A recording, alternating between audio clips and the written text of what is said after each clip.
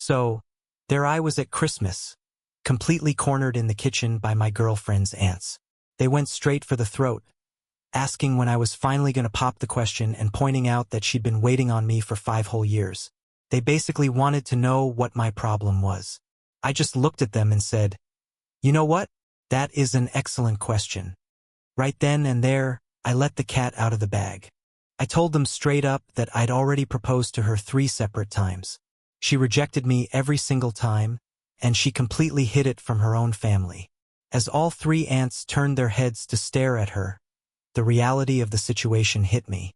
I'm a 31-year-old guy, and I'm writing this all down from my own apartment on Christmas night. If things had gone according to plan, I'm supposed to be over at her parents' house right now, stuffing my face with pie and pretending to actually enjoy her uncle's accordion playing. Instead, I'm sitting on my couch with a half-empty bottle of bourbon, manually scrubbing 5 years' worth of relationship status updates off my social media. Let me take a step back and explain how we got here. I'd been with this girl for 5 years. We originally met through some mutual buddies at a backyard barbecue, hit it off right away, and ended up moving in together after about a year and a half. Standard relationship stuff, right? But here's the kicker, her family is absolutely massive. We are talking 4 aunts, 3 uncles, probably close to 9,000 cousins, and a set of grandparents who basically run the entire clan from a pair of matching recliners. Every single holiday, every birthday, and even just any random Sunday in the middle of June, there was always some kind of massive family gathering. Over our 5 years together, I must have showed up to at least 60 of these things. I always brought a nice bottle of wine, helped lug around the heavy folding tables, and sat through the exact same stories about her cousin's glory days playing high school football. I put in the effort. I really, truly tried. But there was one question that absolutely everybody at these parties loved to throw in my face. "So, when are you finally going to make an honest woman out of her?" Every single time. And let me tell you, her aunts were by far the worst culprits. They'd deliberately trap me in the kitchen while I was just trying to refill people's drinks. They'd say things like, "You know she's not getting any younger?" Or, "What are you even waiting for? Don't you love her?" The pressure they put on me was just relentless. Through all of it, I'd just smile and give them some vague, polite answer like, "Oh, when the timing is right," or "We're just taking things slow for now." But what I never actually told them was the real truth. The truth was, I had already asked her to marry me 3 times, and she shot me down every single time. The first proposal happened 2 years into our relationship. I saved up my paychecks for 4 months, bought a beautiful ring, planned a romantic dinner at her absolute favorite restaurant, and got down on one knee. She started crying and told me she loved me, but she claimed she just wasn't ready yet and needed some more time to figure out what she wanted out of life. I was totally gutted, but I tried to be understanding. We were still on the younger side, so I figured I could afford to wait a bit. Proposal number 2 came a year later, right around her birthday. This time, I upgraded the ring by trading in the first one and throwing in a bunch of extra savings. I rented out a cozy cabin for the weekend, set up candles everywhere, and did the whole traditional romantic setup. Her response? "I love you so much, but I just don't feel like we're quite there yet. Can you please just give me a little more time?" Cue more tears, and more promises that she just needed to do a little more growing up first. Then came proposal number 3, about 8 months ago. I skipped the grand gestures this time. It was just the 2 of us sitting on the couch on a quiet evening. I looked her in the eyes and told her, "I want to spend the rest of my life with you. Will you marry me?" She looked back at me with this look of genuine sadness and said, "I can't. Not yet. I'm so sorry, but please don't give up on us." So there it is. 3 proposals, 3 rejections. And yet, at every single family holiday, her relatives treated me like I was some kind of commitment phobe who was just stringing their precious girl along. She specifically begged me not to tell a soul about it. She told me it was too embarrassing and that her family would just make things weird. She promised me she would handle them in her own time. So, like an absolute idiot, I kept my mouth shut. That brings us to yesterday, Christmas Eve dinner at her parents' house. Picture 23 people crammed into a living space that was clearly built for about 12. Her grandmother was holding court in the center of the room. Her mother was stress cooking enough food to feed a small army, and her dad was doing his best to just tune out the absolute chaos. I had gone into the kitchen to grab a drink, and suddenly her 3 aunts surrounded me. I don't mean that figuratively, they literally blocked the doorway so I couldn't leave. "We need to talk," the oldest one said, crossing her arms with total Judge Judy energy. I just nodded. "Okay. 5 years," the middle aunt chimed in. "You've been with our girl for 5 whole years. When are you finally going to propose to her?" The youngest one jumped in right on cue. "She's been waiting so patiently for you. Honestly, what is wrong with you?" Now, normally I would have done my usual routine. I would have deflected, smiled, cracked a dumb joke, and slipped away to the bathroom. But something inside me just snapped. Maybe it was the wine. Maybe it was the sheer weight of 5 years of being painted as the bad guy. Or maybe it was looking across the living room and seeing my girlfriend laughing with her cousins, completely oblivious to the fact that her aunts were badgering me yet again about my supposed failure to commit. "That is a great question," I said. My voice was completely calm and level. They all looked at each other, totally caught off guard that I was actually engaging with them. "The truth is," I continued, "I've actually proposed to her 3 times now." Complete and utter silence hit the room. The first time was 2 years ago. She said no. The second time was on her birthday last year. She said no again. And the third time was back in April. And she still said no. I watched their faces go through a whole journey of emotions. First confusion, then disbelief, and finally a slow, creeping horror as the reality of what I was saying finally clicked. She specifically asked me not to tell anyone because she found it embarrassing. I told them. So every single time you guys have cornered me in this kitchen asking why I won't commit, I've just stood here, smiled, and taken the heat. I did that because she asked me to protect her from having this exact conversation. The entire kitchen went dead silent. Someone had even turned off the music in the next room. I realized a second too late that my voice had carried a lot further than I intended, and a ton of people were now staring right at us. Right on cue, my girlfriend appeared in the doorway. "What's going on in here?"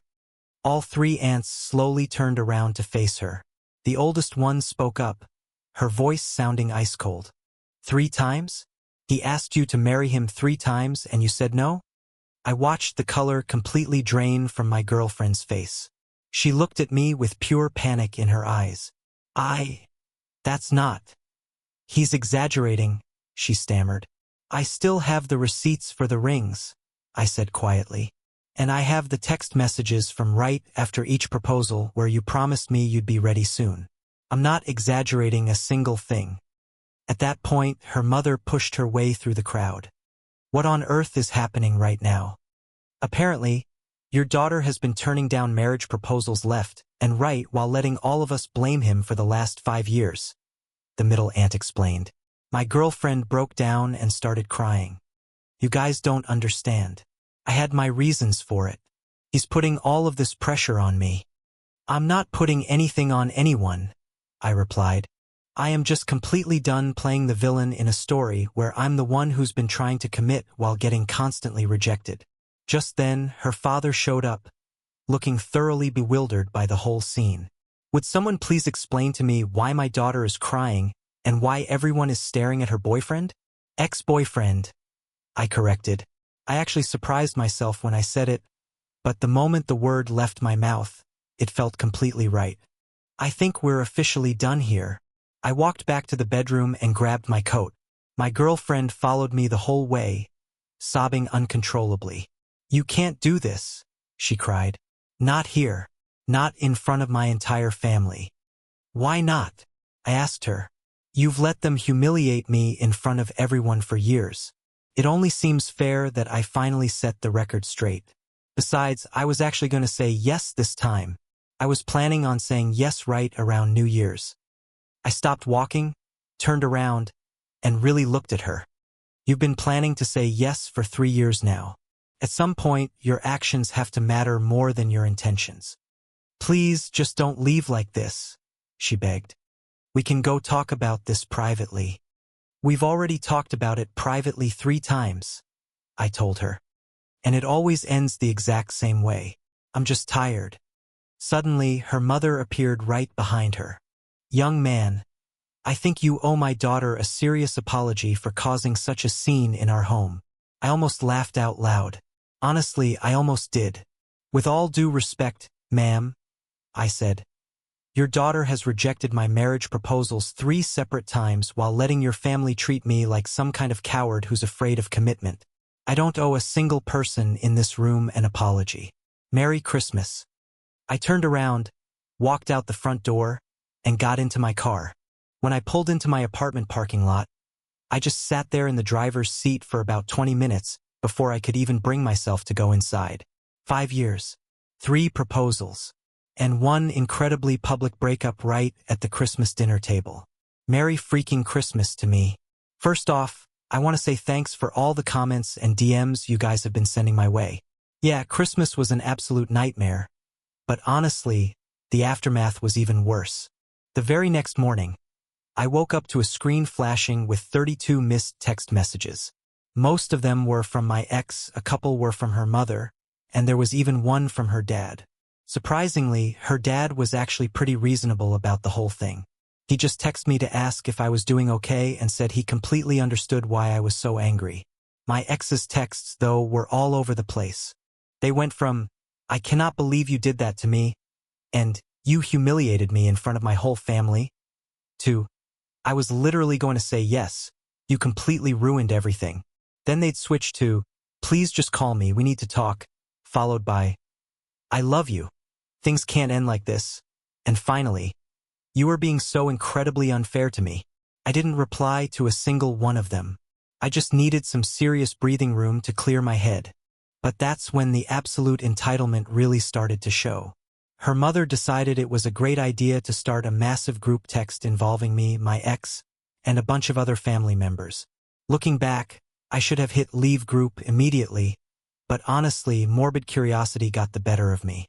Her mom kicked things off by texting, I think we all need to sit down and have a calm, adult conversation about what happened. She followed that up with, my daughter is absolutely devastated. Whatever problems you two were dealing with should have been handled behind closed doors, not at a major family gathering. I finally chimed in and texted back, with all due respect, your family has been publicly questioning my commitment for 5 straight years. I handled it privately until I literally couldn't take it anymore. Then her oldest aunt jumped in. We were just looking out for her. We had no idea. You didn't know because she begged me to lie to protect her. I shot back. I am not the bad guy in this situation. Her mom replied, no one is saying you're the bad guy, but you did embarrass her terribly. The very least you could do right now is apologize. Apologize. She actually wanted me to apologize. After everything I'd been through. At that point, I just left the group chat and blocked her mother's number entirely. But then she started sending in the flying monkeys. Her best friend texted me next. Look, I don't know the whole story, but she is a complete mess right now. Can you please just talk to her? She really does love you. Then her cousin, one of the few guys in that family I actually got along with, messaged me. Hey man, I totally get why you're pissed off, but she is seriously spiraling over here. She's barely eating anything. Maybe just consider reaching out? Even her brother, who I was never close with to begin with, decided to weigh in. You really did her dirty, man. She told me her side of things. You could have handled this a whole lot better. Responding to the brother was a bad move on my part, but I couldn't help it. I texted him back. Oh really? What exactly is her side of the story? He wrote back, that you completely ambushed her in front of everyone because she was just waiting for the perfect moment. She says you've been pressuring her for years and she felt totally trapped. Pressuring her. Think about that for a second. I pressured her? After she rejected me 3 separate times and I still chose to stay by her side? After I kept my mouth shut while her entire family blamed me for everything? After I let them treat me like total garbage just to protect her precious reputation?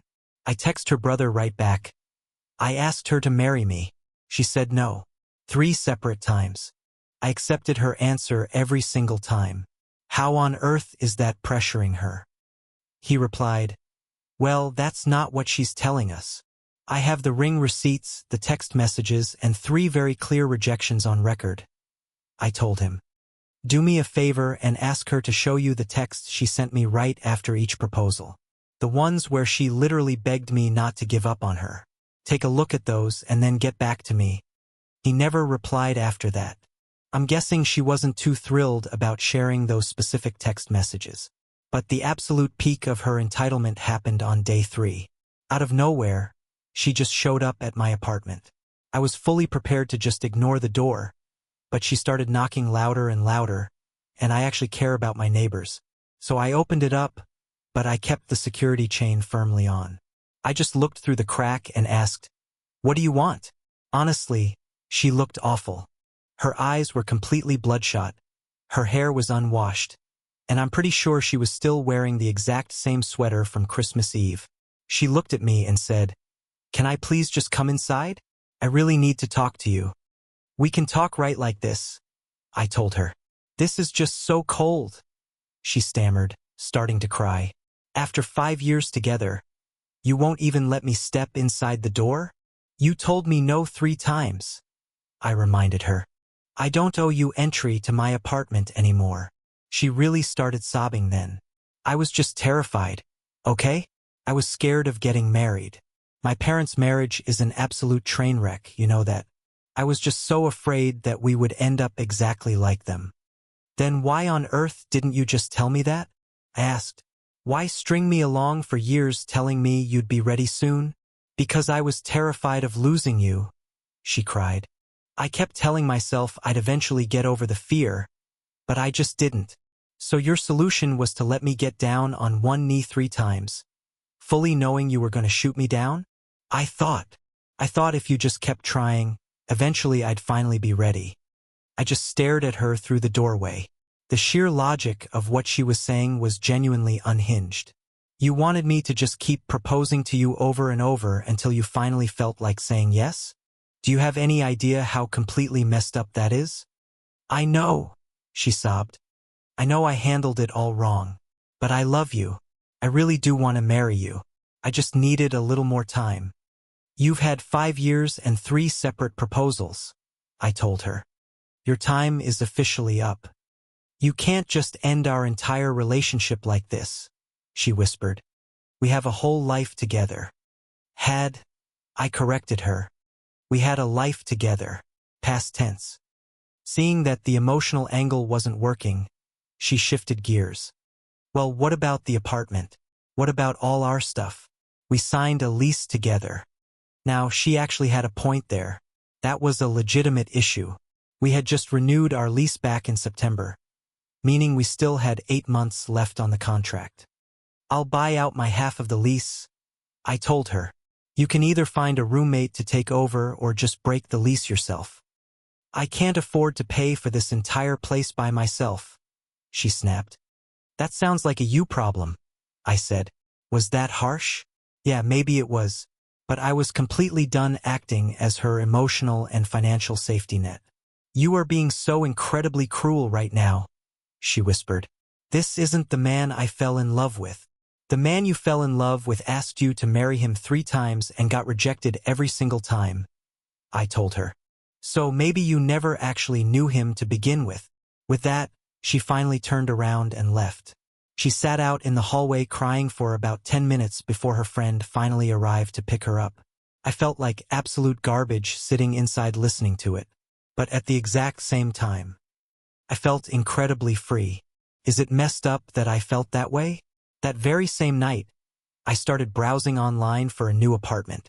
I shot an email over to our landlord about breaking my portion of the lease. It was time to finally move on with my life. Happy New Year, I guess. Here is the latest chapter in this absolute circus. So, remember how she claimed she was planning on finally saying yes to me around New Year's? Well, turns out that part wasn't actually a lie. Her best friend reached out to me specifically to tell me that my ex had this massive grand gesture all set up. She was apparently planning to propose to me right at the midnight countdown. She had actually bought a ring and everything. Her friend told me, "She wanted to completely surprise you and prove to you that she was finally ready. And you went and ruined the whole thing." Oh, cool. Perfect. So after shooting me down 3 separate times, her grand solution to save our relationship was to turn around and propose to me herself? At a crowded party? In front of a bunch of people? Honestly, the absolute lack of self-awareness is almost impressive. But that's right around when things started getting really ugly. Her family launched a full-blown smear campaign against me. Thankfully, they kept it off social media, count your blessings, I guess. But they started reaching out to literally every single mutual connection we shared. Her mother even went so far as to call my mother. My mom, guys. She told my mom that I had publicly humiliated her daughter and completely destroyed a loving, 5-year relationship, all because my little feelings were hurt. But my mom, God bless her soul, just asked one simple question. Did your daughter reject his marriage proposals 3 separate times? Total dead silence on the other end of the line. So my mom followed up with, well, then it sounds to me like she is the one who destroyed the relationship, not my son. Her mom slammed the phone down and hung up on her. My mom called me immediately after to get the actual story from my end. By the time I finished explaining, she was absolutely furious. But she wasn't mad at me. She looked at it and said, you asked that girl to marry you 3 times and she said no? And you actually stuck around after that? Honey, you stayed in that relationship way too long, not too little. Parents, man, sometimes they just know exactly what's up. Then we ran straight into the brick wall of the apartment situation. Like I mentioned before, I had offered to legally buy out my half of the lease. It was a completely reasonable offer, and the landlord was totally willing to work with us on it. But my ex flat out refused to sign any of the paperwork. She told me, if you want out of this relationship so badly, you can figure it out yourself. I am not going to make this easy for you. Basically, she was trying to force my hand. She wanted me to either stay with her and eventually forgive her, or suffer a massive financial blow just to get away from her. Classic, textbook manipulation. So I sat down and did the math. To completely pay out my remaining portion of the lease directly to the landlord was going to cost me about $6,400. It was a painful amount of money to lose, but it was doable. I bypassed her completely and started the paperwork directly with the landlord. Technically speaking, her signature wasn't even required for me to legally surrender my tenancy. It just meant that the moment I was off the lease, she would become solely responsible for the full monthly rent. When she finally figured out what I was doing, she completely lost her mind. She actually showed up at my office, my actual place of work. So, she actually showed up at my workplace, right in the middle of the afternoon, too. Security literally had to march her out of the building after she threw a massive tantrum right in the main lobby. She was making a huge scene, screaming at the top of her lungs about how I was abandoning her and completely ruining her life. Naturally, my boss called me into his office right after it happened.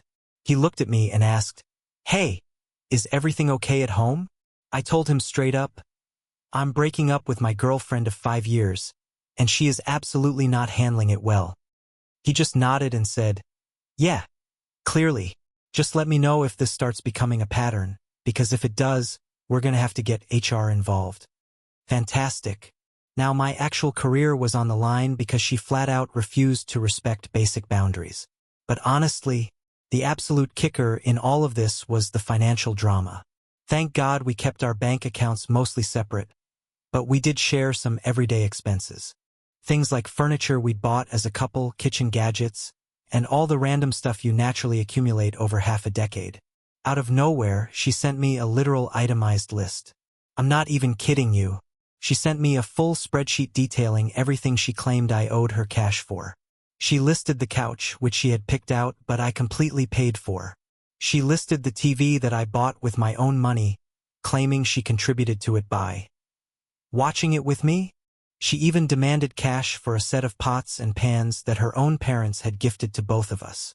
The grand total she was demanding came out to $3,200. I text her back a single line. "I'm keeping the TV and the couch since I'm the one who paid for them. You can keep literally everything else and we'll call it even." Her immediate response, "This is just so typical of you. You always were incredibly cheap." Cheap. Think about that for a second. She called me cheap. I'm the guy who shelled out cash for 3 different engagement rings over the span of 5 years. The guy who traded in the second one and added even more savings to upgrade it. The guy who willingly covered 60% of our monthly rent because she made less money than I did. And I'm the cheap one. I didn't even bother replying to that. But looking back, all of this insanity, all of this unbelievable entitlement, it actually gave me total clarity. Every single text message, every ridiculous demand, and every pathetic attempt at manipulation showed me exactly who she really was the second she didn't get her way. This wasn't her grieving the loss of our relationship. This was just pure, unadulterated anger because I finally stopped playing the game by her rules. Right after that, I filed the final paperwork with the landlord to legally get my name off our lease. I packed up my essential belongings and moved into a buddy's spare bedroom while I started hunting for a new place. I left all the furniture behind. Honestly, it just wasn't worth the energy to fight over it. She can keep the couch. I'm keeping my self-respect. Alright guys, it's finally time for some real closure. Here is how the dust finally settled on this entire circus. The apartment situation wrapped up a lot messier than I originally hoped it would. She completely refused to cooperate with the paperwork until the very last second. So the landlord finally handed both of us a brutal ultimatum. He told us to figure it out right then and there, or he was going to start formal eviction proceedings against the both of us, which would have completely destroyed our rental histories for years. That finally forced her hand, and she signed the paperwork. But right before she did, she sent me a massive 3-page email going on and on about how I had ruined her entire life, stolen her future, and supposedly proven she was right all along not to marry someone so cold and vindictive. It was 3 whole pages of playing the ultimate victim, and not a single sentence taking an ounce of accountability for her own actions. As for her family, they kept up the intense pressure for about 2 weeks straight, and then it just completely stopped.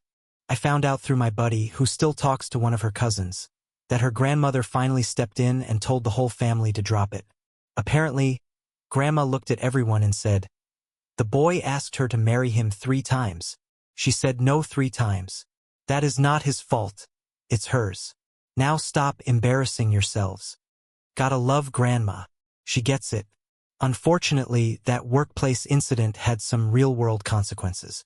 HR actually did have to get involved after my ex showed up a second time, this time trying to sneak into the building through the employee parking garage.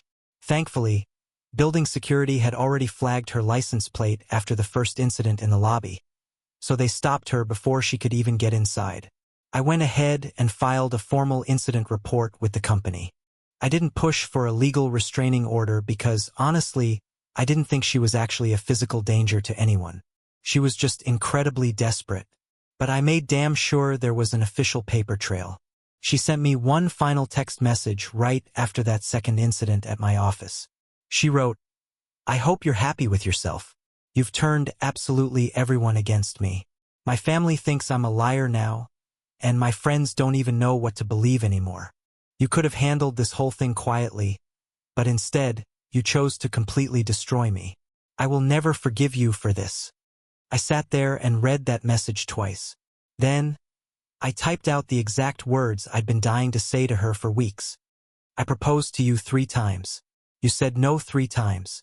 I kept my mouth shut for years specifically to protect you. Then your family cornered me and demanded to know why I wouldn't commit, so I finally told them the truth. Every single thing that has happened since that moment is a direct consequence of your choices, not mine. I didn't destroy you. Your own fear of commitment and your complete inability to be honest did that to you. I truly hope you get the professional help you need. Please do not ever contact me again." And then I blocked her number. For real this time. I blocked her on every single platform and app one own. Total, complete cutoff. About a week later, her best friend tried reaching out to me one last time, using a completely different angle. She texted me saying, "Look, I know things are incredibly bad between you two, but she is really struggling right now. She actually started going to therapy, and she finally realizes how badly she messed up. She isn't asking you to take her back or anything.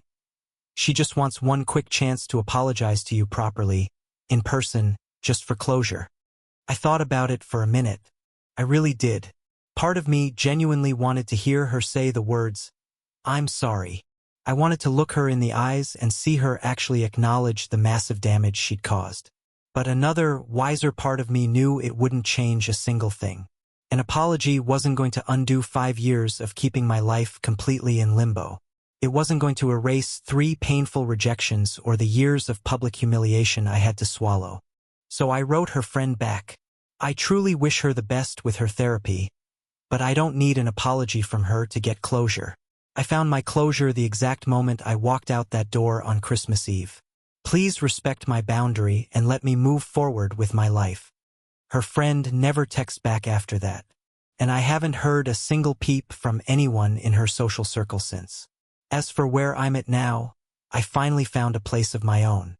It's just a small, simple 1-bedroom apartment. Nothing fancy at all, but it's completely mine.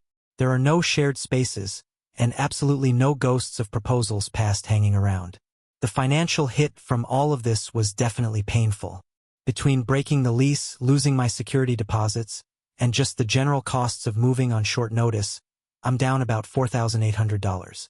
That definitely hurts the wallet, and it's going to take me a few months of grinding to rebuild that savings cushion. But you know what doesn't hurt? Waking up in the morning without wondering if today is finally going to be the day she feels ready to marry me. Not having to walk on absolute eggshells around her massive family. Not being forced to play the villain in a story that I didn't even write. I actually started seeing a therapist myself, which seemed like a pretty smart move given how chaotic everything got. And she told me something during our last session that completely stuck with me. She said, "You spent 5 whole years waiting around for someone to choose you, while they were actively choosing uncertainty. That isn't patience. That is self-abandonment." Self-abandonment. Man, that phrase hit me like a ton of bricks. I realized I abandoned myself every single time I got back down on one knee after already being rejected. I abandoned myself every single time I stayed quiet while her aunts publicly questioned my manhood and my commitment. I abandoned myself every time I made lame excuses for why she wasn't ready, instead of stopping to ask myself why I was completely okay with being treated like a perpetual maybe. Honestly, I'm not even angry at her anymore. Not really. She was just a terrified person who handled her issues incredibly badly. But being scared doesn't give you a free pass to keep someone dangling on a hook for 5 years. Being afraid doesn't justify letting your entire family vilify the one person who kept consistently trying to commit to you. She made her choices, and I finally made mine. One last quick thing. Remember how I mentioned her dad was surprisingly cool about everything? Well, he actually reached out to me last week. He just sent me a short, simple text. "I know things ended terribly, but for what it's worth, I think you handled a completely impossible situation a lot better than most guys would have. I am deeply sorry my family put you in that position. You're a good man, and you're going to find someone someday who doesn't make you wait." I didn't reply to it, but I truly appreciated the gesture. It's nice to know at least a few people in that family see things for what they really are. So that is officially the end of it. A 5-year relationship, 3 proposals, 1 incredibly loud ending, and now, finally, some peace and quiet. To every single person who followed along with this mess, thank you so much for the support.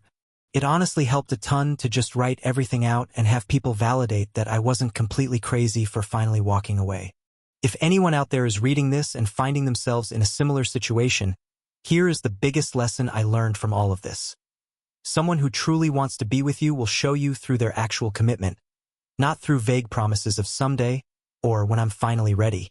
If you are always the one doing the proposing, and they are always the one doing the postponing, that right there is your answer. Trust it.